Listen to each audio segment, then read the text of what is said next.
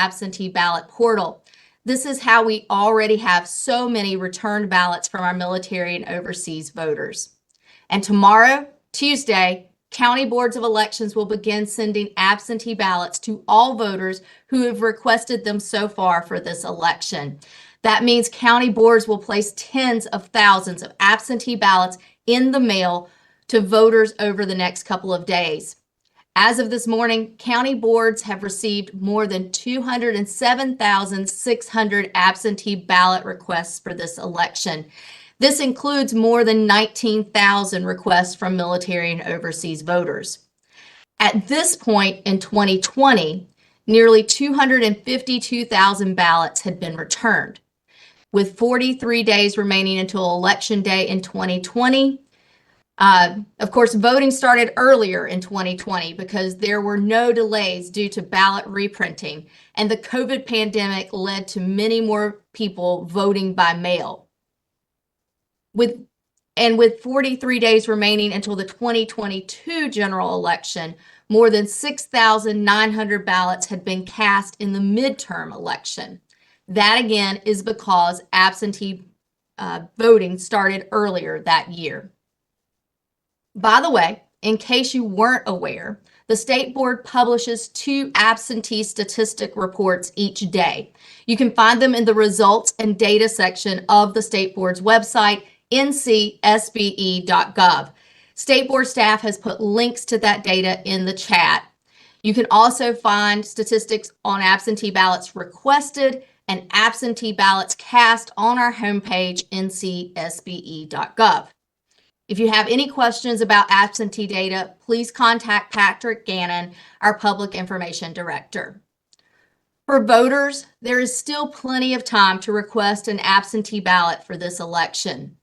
The request deadline is Tuesday, October 29th. However, we encourage voters who wish to vote by mail to request their ballot as soon as possible to make sure there's enough time to receive a ballot, complete it, and return it to your county board of elections so that it is received by 7:30 p.m. on election night, November the 5th. The easiest way to request a ballot is through the portal on the state board's website, but voters may also fill out a paper absentee request form, also available on the state board's website, and return it to their county board of elections. Pat is putting those links in the chat as well. As for returning your ballot, the U.S. Postal Service is saying to make sure you put your completed ballot in the mail at least a week before Election Day and earlier if possible to ensure that it will arrive on time to be counted. Again, with the exception of military and overseas voters who have a different deadline, ballots must be received by your county board of elections by Election Day. Because of a change in state law, this is different than in past general elections. So I'll reiterate that in order for an absentee ballot cast by mail to count, it must be received by the county board of elections no later than 7:30 p.m. on election day.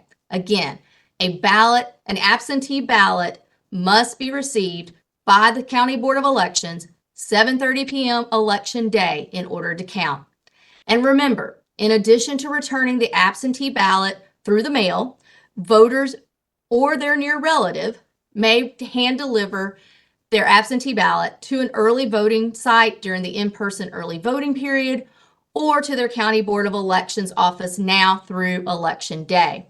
If you requested an absentee ballot but decide you want to vote in person instead, you can do that. Simply destroy or discard your absentee ballot. Absentee voters may also sign up for a ballot tracking service called BallotTrax, which will send them automated messages as their ballot moves through the system. We'll provide links to BallotTrax in the chat, and it's also available on the state board's website. Finally, I want to talk some about the many safeguards in place to secure absentee voting. We are putting in the chat links to 2 documents about the security of absentee voting in our state. So please take a look at those and include them in your reporting when possible. First, Election officials only send ballots to to registered voters who request them through the absentee portal or on the official paper request forms. On a request, a voter must provide identifying information that is validated before the ballot is issued.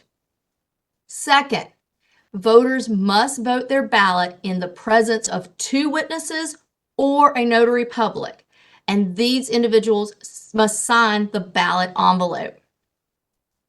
Third, and this is new for the presidential election, voters must include a photocopy of an acceptable form of photo ID or fill out a photo ID exception form and return that with their ballot. When a ballot is returned, the bipartisan County Board of Elections reviews the absentee ballot envelope and the photo ID documents to ensure compliance with all legal requirements. Once a ballot is accepted, the voter is marked in the system as having already voted. So if they try to vote in person, poll workers will not allow them to vote a regular ballot. I could go on, but simply put, absentee voting is safe and secure in North Carolina, and many laws and processes work together to ensure security in the absentee voting process. As always, we encourage voters to choose the voting method that is best for their schedule, be that by mail, in person during the early voting period, or in person on election day. Before I take your questions, I just wanted to let you know that we will have additional press availabilities on many different topics as we get closer to Election Day, November the 5th. And with that, if you want to ask a question, please put your name in the chat and we will call on you in the order that those chats are received.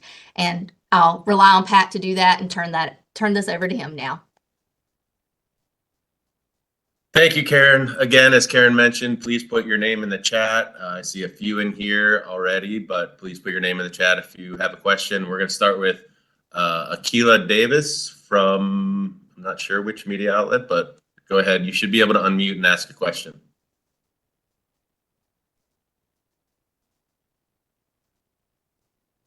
Akila, go ahead. Mailed to the State Board of Elections office in Raleigh.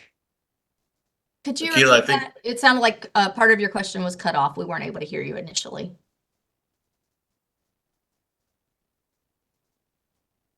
Go ahead and unmute again, Akila. There we go. Can you hear me? Yes, we're good now. Okay, perfect. I was saying Akila Davis with ABC 11, wondering if you all have a response or comment on the white powder substance mailed to the State Board of Elections office in Raleigh. There is limited information that we can put out. We do know that a manila envelope, a large manila envelope, was addressed to the state board. It was intercepted because of a suspicious substance. We know that this similar mailing has occurred to other state election offices, and that was the case for us. The FBI is investigating, and so we can't expand much further than that. Thank you.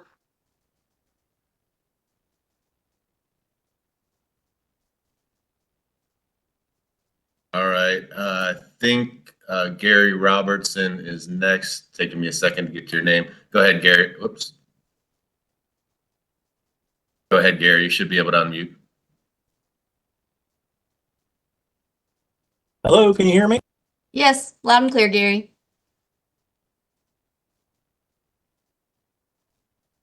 We seem to have lost him.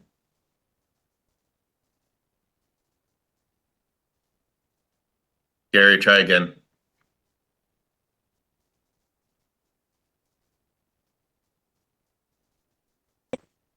Okay, how about now? We're good. Okay, Karen, thank you.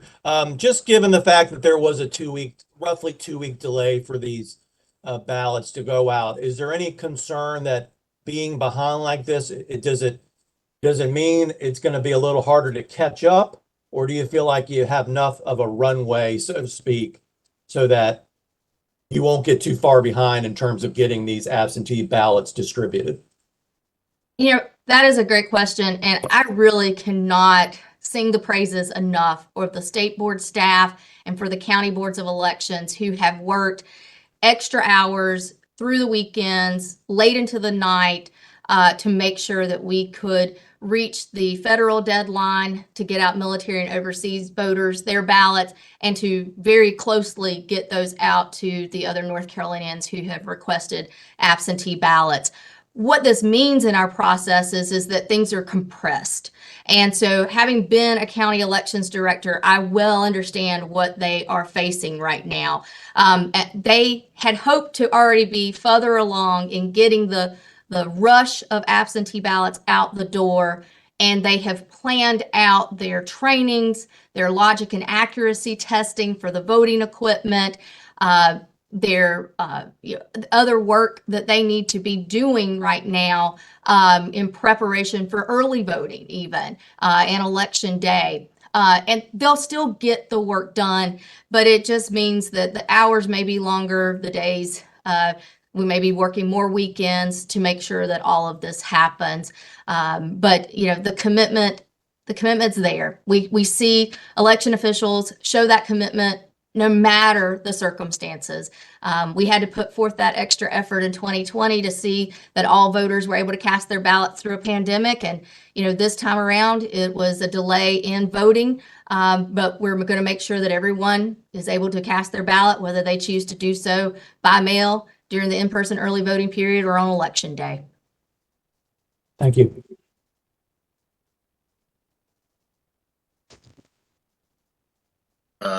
Taylor Leverett, you can unmute.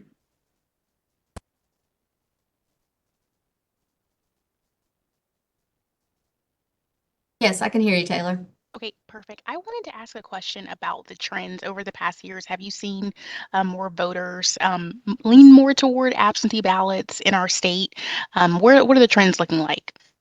The trends are hard to read right now. It's in the past, we'll say prior to the pandemic, it generally was of the three voting methods, the least used by North Carolinians. In the pandemic, we obviously saw a significant uptick, and we had over 1 million ballots, or right around 1 million ballots cast absentee by mail, because people were not going out and voting in person as much. Though, true to North Carolina form, we did see most votes cast during the in-person early voting period in 2020. As we rolled into 2022, we did see more ballots cast absentee by mail in the midterm 2022 election than we did in the last 2016 presidential election, but not much more. But that does mean that the pandemic and the uptick did, for some voters, they did decide that they preferred that method. So we're not quite sure what we're going to see for this particular election, since we're not faced with a pandemic, but we have had a delay in getting those absentee ballots out. That may affect folks. We'll just see, but we're prepared to deliver a ballot to a voter, whether they choose to vote in person or choose to vote absentee by mail, and make sure that they're able to cast their ballot. But if we were trying to predict, I think we're going to see somewhere, around 250,000, maybe a little bit more, and kind of be along the lines of what we saw in the 2022 midterm. I'll also mention that if any reporters have questions about data or want to get specific numbers from past years, just please shoot me an email and we'll get that to you. We're going to move to Lindsay. Lindsay, you should be able to unmute. I'm not sure what media outlet you're from, but please state which media outlet you're from. I'm from WXAI, but my question was actually already answered, so. Okay, thank you. Lindsay. We'll move on. Yes.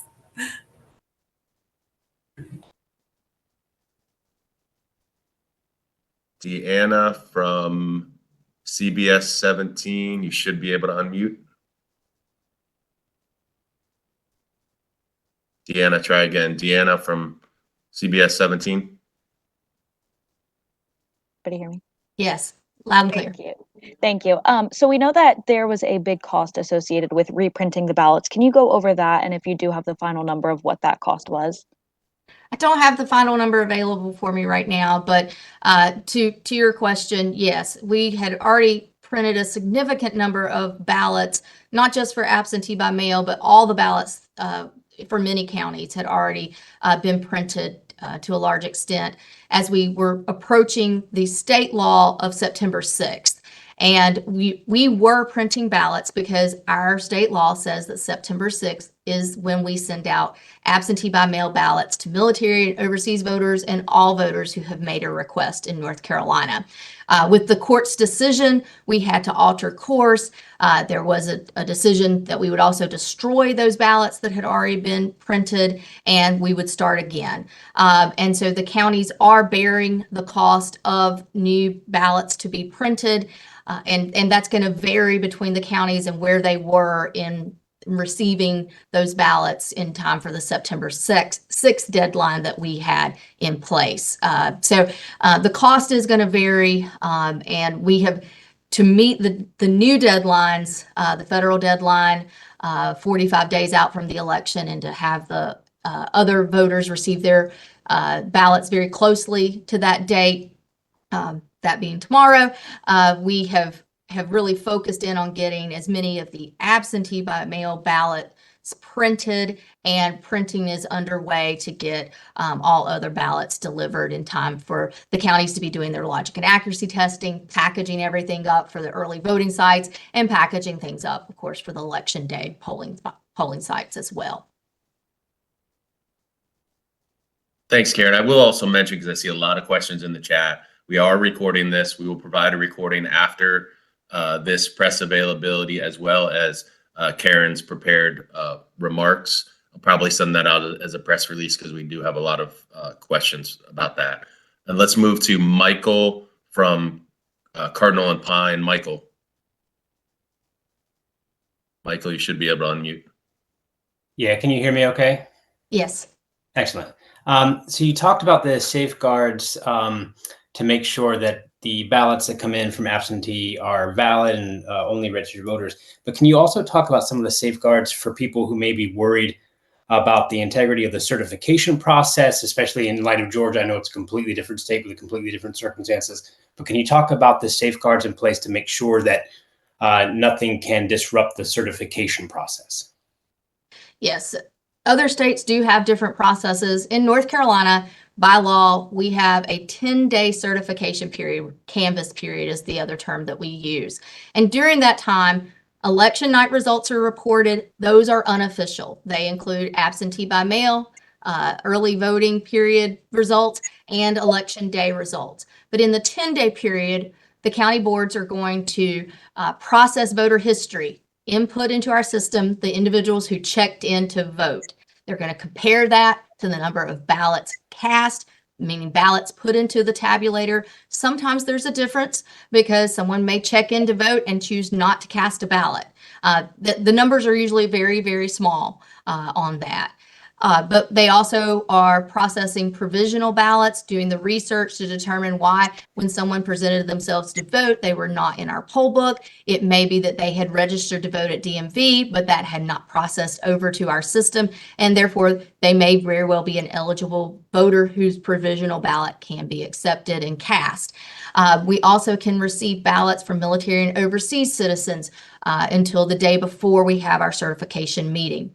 All of this work is going on, as well as our post-election audit, where we do a random sampling of precincts or absentee by mail or early voting, and the counties don't know what they'll have selected, but they'll have at least 2 voting methods selected or 2 voting groups selected, and those will be hand counted by bipartisan officials to determine that our tabulators were tabulating correctly. All of this analysis and work is put before county board members to have them ascertain that the election was carried out properly. And by our state oath of those board members, and by law, unless they have some cause, which is very slim, it's usually by election protest or the need to conduct a recount because the election was so close, they are to certify. That is what our state law says. And so we anticipate, and we have seen this, in 2020, we had a very small number of county board members who did not vote to certify, and we had a state board member who voted not to certify. But in most cases, they were unanimous in doing so, or more than a majority, a super majority of the 5-member boards at the county and state level voted to certify. So we have confidence that our processes work. Our county board members are engaged in those processes. They're reviewing those absentee envelopes like we were discussing. They're reviewing those provisional envelopes. They are part of the processes. And so we know that our board members, no matter their affiliation, are confident in how our elections are run. And vast majority do certify. And so we feel like we will be fine in terms of how we certify this election as we have done with other elections.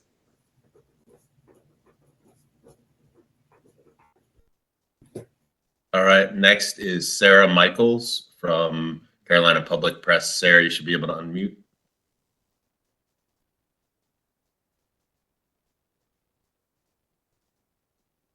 Sarah, try again.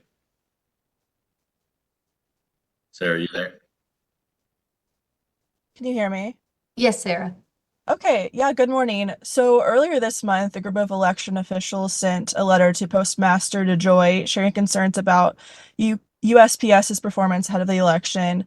Do you all share those concerns, and what should voters who are using USPS know in terms of security before they're casting their absentee ballots? Yes, I was one of the officials who signed off on that letter, and as did others in North Carolina and other states. We did this as, trying to expand the partnership and the working relationship that we have with the U.S. Postal Service. We do see strong customer service from the folks here in North Carolina who oversee our distribution centers and so forth. But we do recognize that we have seen delays in our state. Many other states have seen more significant delays, and we don't want that to be the case for our elections. What we know from them as well is that they are cautioning or trying to emphasize to voters to make sure that they allow at least a week, possibly earlier, to get that ballot back in the mail. And I think what's really key here is that we do have a deadline for a request in North Carolina. That's October 29th. That's 1 week before Election Day. So we really need voters to think about that and plan their vote. Plan whether they're going to vote absentee by mail, in-person early voting, or Election Day. If their plan is to vote absentee by mail, make that request now and return that as soon as possible. The Postal Service is emphasizing that. We're emphasizing that. Making that request on October 29th is going to be really hard on election officials to get that processed back to the voter and then for the voter to have sufficient time to return it. So if they are choosing to make that request that late into the process, then we do highly encourage those individuals to make use of the ability to drop off that absentee ballot during the early voting period or to drop it off at their county board of elections. Otherwise, the Postal Service is saying they cannot assure that voter that it will be returned to the county board of elections by 7:30 p.m. on Election Day. Mm-hmm. Okay, thank you. Appreciate it. Thank you.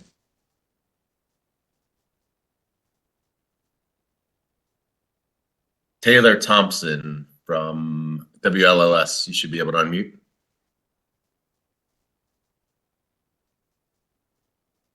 Answered my question.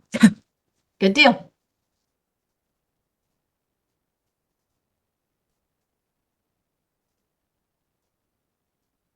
All right, Will Doran, give me 1 second. Go ahead. Go ahead, Will.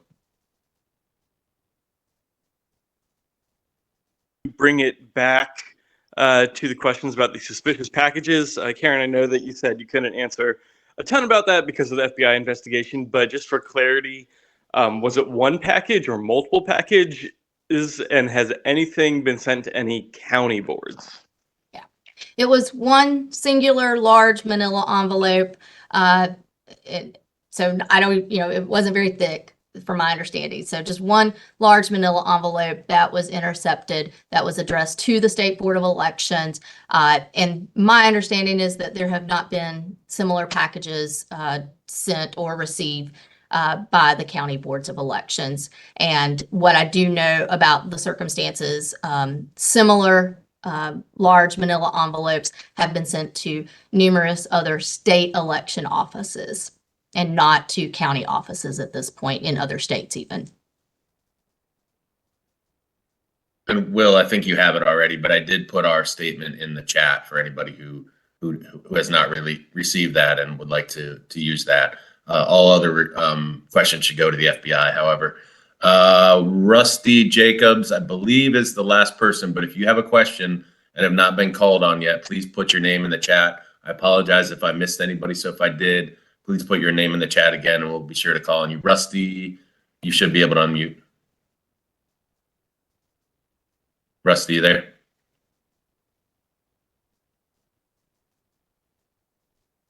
Rusty, try again.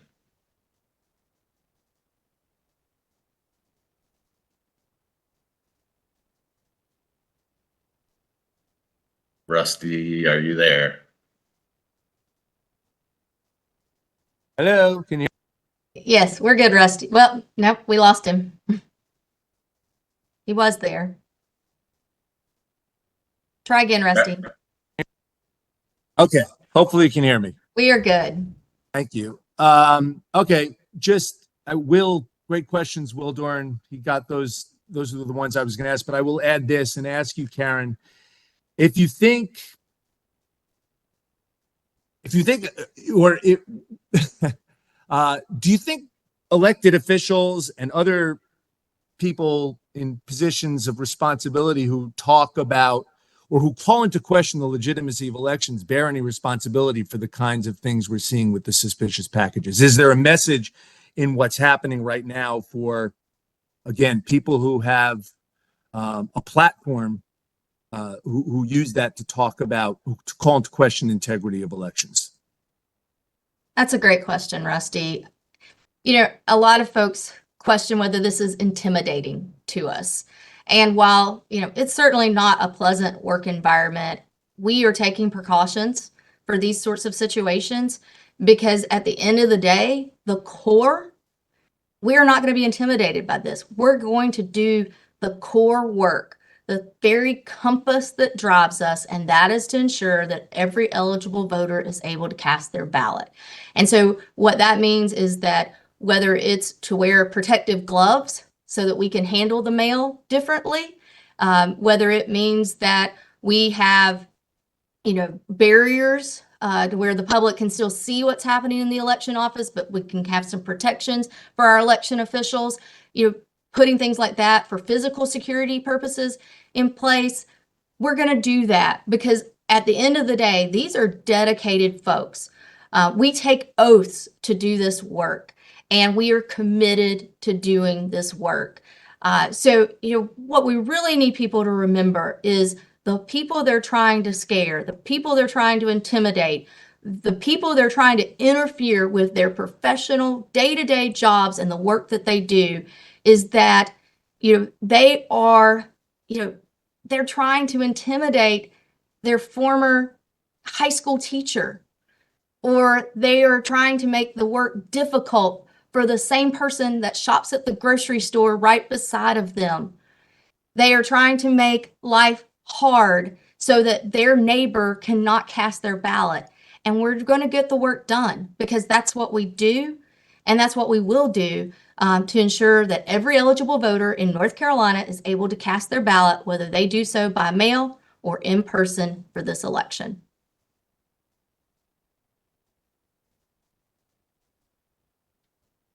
I'm gonna, we have a couple more people who have entered their names in the chat, so I'm gonna call on them. Peter from ABC News. I'm not even gonna try to pronounce your last name, but please do it for us. Thank you. Peter, you should be able to unmute.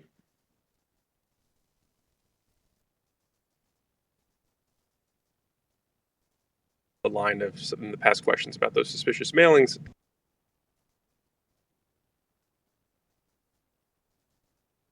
cut out on me, Peter. I heard along those same lines.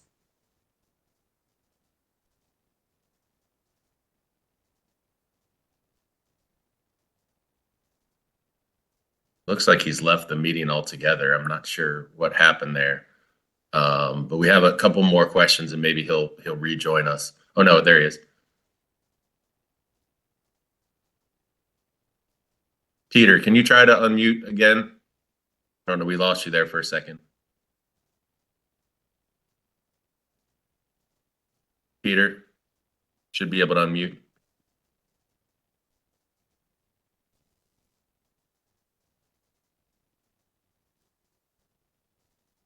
Peter, we'll put you back in. Oh, wait a minute. There he is again. Let's see. No.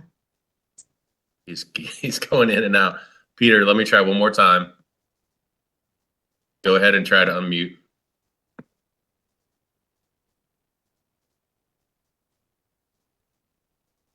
He must be having internet issues. So we'll see if we can fix him real quick. And Annie Dance from Cops in Congress is having internet issues. So she put some questions in the chat. The question is, what recommendations do you have for new people who have moved to the state and voting in North Carolina for the first time? If you're new to North Carolina, even if you're not new to North Carolina, if you don't participate in elections very often, I think what's really key for all voters is to plan their vote. Learn how the processes work in North Carolina. Recognize that there are some things new to our election processes. So, for example, we've emphasized today the change in the deadline for when absentee ballots must be returned and received at the County Board of Elections, that being now Election Day, 7:30 p.m. We have photo ID in place for the first presidential election in North Carolina. So folks need to know what are approved types of photo ID, or if they can't get an ID, how to complete that exception form, or how to go and get a free voter ID at their County Board of Elections. So lots of options there. That information is available at bringitnc.gov, bringitnc.gov, and also on our state board website, of course, ncsbe.gov. So most will bring their driver's license, but there are many other forms of ID that are acceptable for voters to use.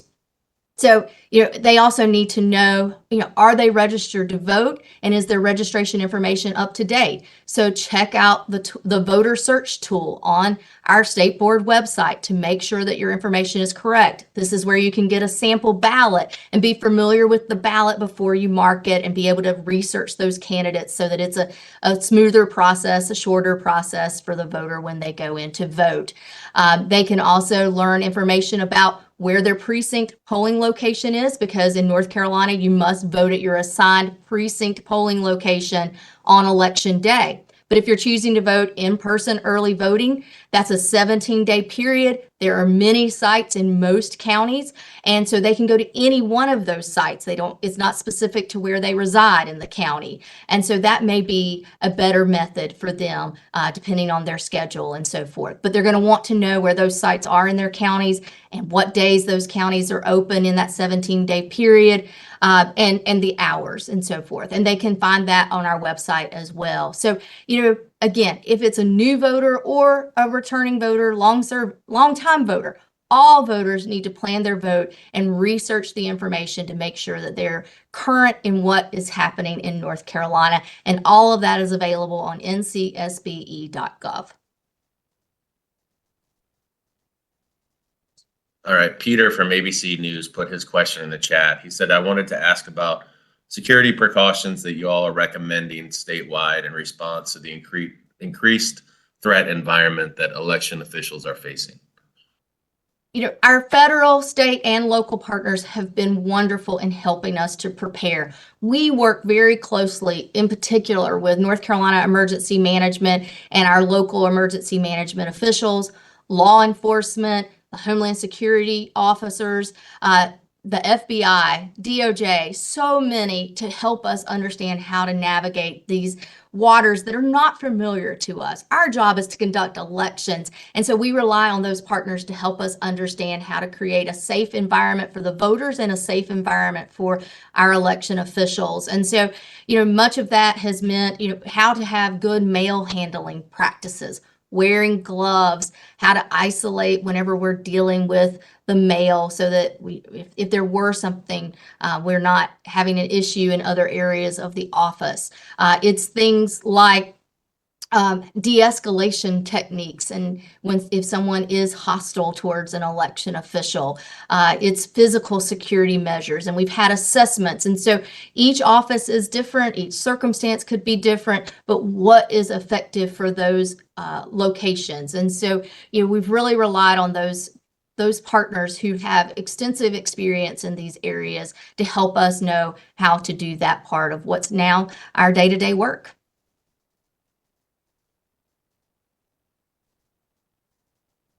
It looks like that's everyone. If you have a question and you haven't asked yet, put it in the chat really quickly. We'll wait about 30 seconds, see if anybody else has questions.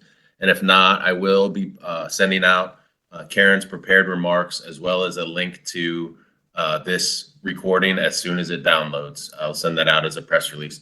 Here we go. Kenneth Lee from WFAE. We have a listener that was confused about same-day registration. A State Board of Elections webpage shows same-day registration is possible at early voting sites starting October 17th. However, another page says the deadline for registration is October 11th. Karen, I can take this if you want, or you can go ahead. Either way, we definitely have information on that, and both are correct. By law, our registration books close 25 days before the election. So that is October the 11th. That's when we're going to have those voter registration forms from the various voter registration drives or other opportunities for people to register and vote into our county boards of elections for them to process and make sure our rolls are updated with those registrations. In North Carolina, voters who did not get registered by that point in time can register and vote during the early voting period. And that's what same-day registration is. They'll bring in their documents for their residency, show their driver's license, or something of that nature, and they will get registered and vote during the early voting period. As part of that same-day registration, we have a process where we send out verification cards, just like we would with other voters registering and updating their information. And so we go through that during the same-day registration period of early voting. Same-day registration is not an option on election day in North Carolina. There are other states that have that, but North Carolina, the only time you can same-day register and vote is during the early voting period. There is no registration on election day. Okay, we have one more question from Sarah Michaels. Sarah, because this is a pending lawsuit, we can't really respond to that question. But if we can respond, or if we file a document in court related to that, I'll forward that to you. Looks like that's it. Let's give it another 15 seconds if anybody else has questions that hasn't asked them yet or wants to ask an additional question. Put your name in the chat. And again, I'll be sending this a recording out as well as Karen's prepared remarks as soon as possible later today. I think we can end it. Great. Thank y'all again for being with us today. Thank you for the information that you published to ensure that people have accurate information about elections. And we, as indicated, we will have additional media availabilities as other significant dates occur throughout this election leading up to Election Day. So thank you very much and have a great day.